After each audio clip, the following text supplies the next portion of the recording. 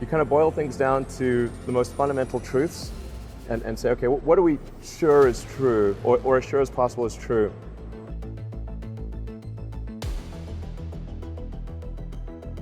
Having having a smartphone is incredibly helpful because that means you can do email during interstitial periods, like if you're in a car, you're walking in the bathroom, everywhere. You can do email practically when you're awake. And so that's really helpful to have email for SpaceX and Tesla integrated on my phone. And then it's just you have to apply a lot of hours to actually working. So the way I generally do it is I'll be working at SpaceX on Monday, and then Monday night fly to the Bay Area, spend Tuesday and Wednesday in the Bay Area, then at Tesla, and then fly back on Wednesday night, spend Thursday and Friday at SpaceX. In the last several months, then I would fly back here on a Saturday and either spend Saturday and Sunday at Tesla or spend Saturday at Tesla and Sunday at SpaceX.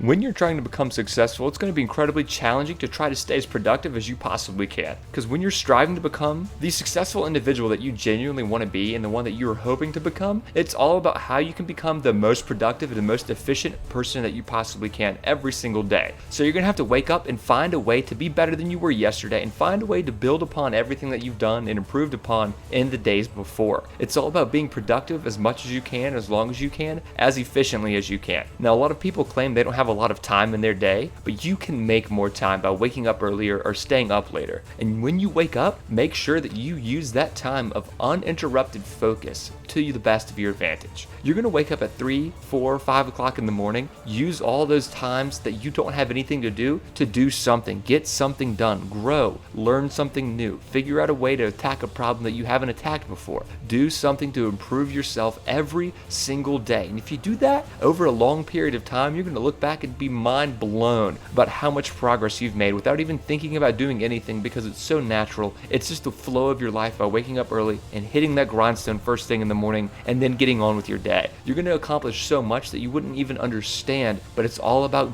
putting time aside for what's truly important to you.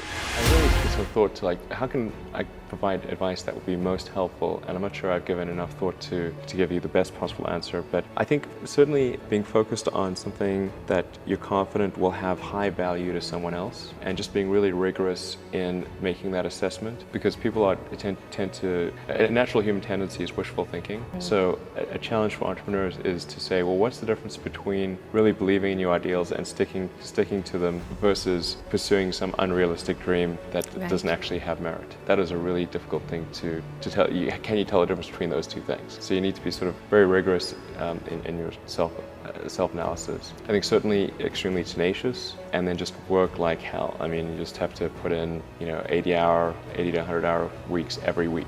All those things improve the odds of success. If other people are putting in 40-hour work weeks and you're putting in 100-hour work weeks, then even if you're doing the same thing, you know that in 1 year you will achieve what they achieve. You will achieve in 4 months what it takes them a year to achieve. Somebody could say, in fact people do, that battery packs are really expensive and that's just the way they'll always be, because that's the way they've been in the past. No, that's pretty dumb, because if you applied that reasoning to anything new, then you wouldn't be able to ever get to that new thing. So, it's like you can't say, horses, nobody wants a car because horses are great and we're used to them and they can eat grass and there's lots of grass all over the place, and there's no gasoline that people can buy, so people are never going to get cars.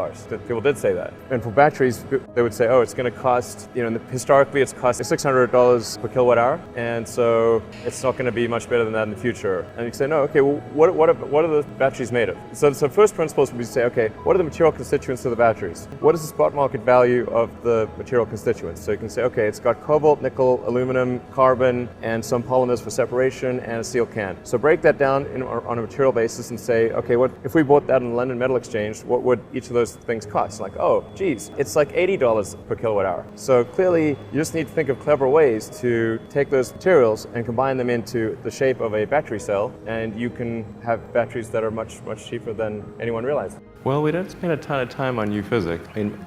I think with current physics, there's huge potential. So rather than rely on a breakthrough, which really it's difficult to envision what that breakthrough would exactly be, I'm quite confident that with what we know of current physics, sort of just going with the kind of where the standard model of physics is today, that there are dramatic improvements possible in space flight. And I think with the, certainly with Falcon 9, I think we'll make improvements. And then with our next generation rocket system, which is still many years away, that'll be a deep cryo methalox system. I think we can achieve full reusability, and that's a huge potential, like maybe a 2 order of magnitude reduction in the cost of spaceflight. So as far as R&D is concerned, we hire great engineers as fast as we can find them. So it's not that easy to find, or I should say great engineers with the sort of like the right mindset and everything. We hire at the maximum rate that we can find people that we think would